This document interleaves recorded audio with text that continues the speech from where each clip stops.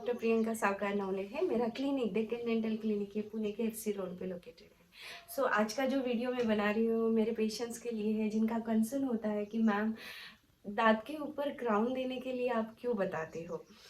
तो कुछ कुछ सिनारियोज में हम दांत के ऊपर क्राउन देने के लिए बताते हैं। सबसे पहला सिनारियो जो मोस्ट कॉमनली हर डेंटिस्ट रिकमेंड करता है पेशेंट को क्राउन के लिए, वो है root canal treatment. Root canal treatment जब भी आपका होता है, आप एक समझ लो कि दांत वाइटल चीज़ है, उसके अंदर ब्लड सप्लाई है, नर्व सप्लाई है। रूट कनाल ट्रीटमेंट में हम दांत की जान ही निकाल लेते हैं, यानी उसका ब्लड सप्लाई नर्व सप्लाई को हटा देते हैं। एक बार उसका ब्लड सप्लाई नर्व सप्लाई हट जाता है तो वो दांत प्रैक्टिकली डेड हो जाता है।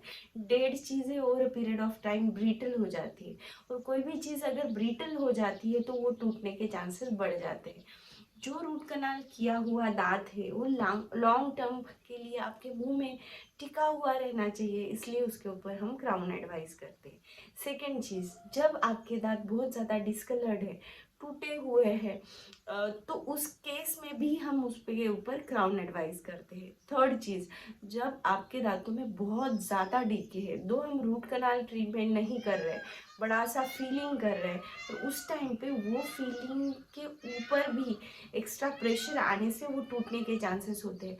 तो ऐसे टाइम पे हमें पेशेंट को बताना पड़ता है कि हम आपके दांत का रूट कनाल ट्रीटमेंट तो नहीं कर रहे, दांत जिंदा है, पर ये फीलिंग इतना बड़ा है कि वो दांत को लॉन्ग टर्म में सपोर्ट कर पाएगा या नहीं हमें नहीं पता। उस टाइम पे हम उनको क्राउन एडवाइस करते हैं फीलिंग के साथ, पर दांत को हम जिंदा रखते हैं।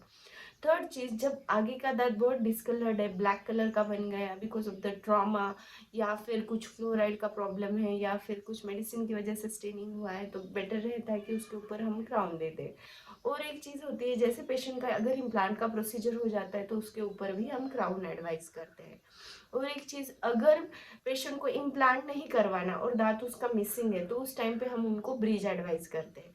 दो दांतों के ऊपर, एडजेसेंट टीथ के ऊपर दो क्राउन्स आते हैं और बीच में भी क्राउन आ जाता है, तो उस टाइम पे भी हमें उनको क्राउन एडवाइस करना पड़ता है। सिंस आरपीडी यानी रिमूवेबल पार्शियल डेंचर होता है, उसके कुछ मैं साइड इफ़ेक्ट्स नहीं बोलूँगी पर प्रॉब्लम्स होते हैं, जैसे वो हमेशा आपको निकालना है, वॉश करना है, पहनना है, उसके साथ खाना खाना बहुत सारे पेशेंट को कंफर्टेबल नहीं रहता, तो बेटर रहता है कि ब्रिज वर्क आप करवा लो।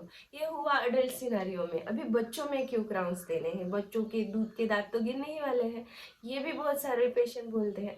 तो एक सिंपल सी चीज़ है, मोस्ट ऑफ द टाइम बच्चों के दांतों में जब हम आरसीटी करते हैं तो वो उनके मोलर्स होते हैं, पीछे वाले दांत होते हैं। ये पीछे वाले दांत गिर के जो प्रीमोलर्स आने वाले हैं उसका इरप्शन का एज होता है 12 ईयर्स टू 13 ईयर्स। अगर आपका बच्चा 6 साल का है और उसका हमने रूट कनाल ट्रीटमेंट किया, तो उसके मुंह में ये रूट कनाल किया हुआ दांत हमें और 6 साल तक चलाना है। तो उसके लिए हम एडवाइस करते हैं पीडो पेशेंट में क्राउन, ताकि ये रूट कनाल किया हुआ दांत, उसके ऊपर वाला क्राउन उसको मेंटेन करे और ये as a natural space maintainer काम करे। होप इस वीडियो से आपको मदद हुई होगी ये एनालाइज करने में कि आपके बच्चों को क्राउन हमने क्यों एडवाइस किया है या आपको हमने क्राउन क्यों एडवाइस किया है। Do like my channel, subscribe it. Bye bye, take care.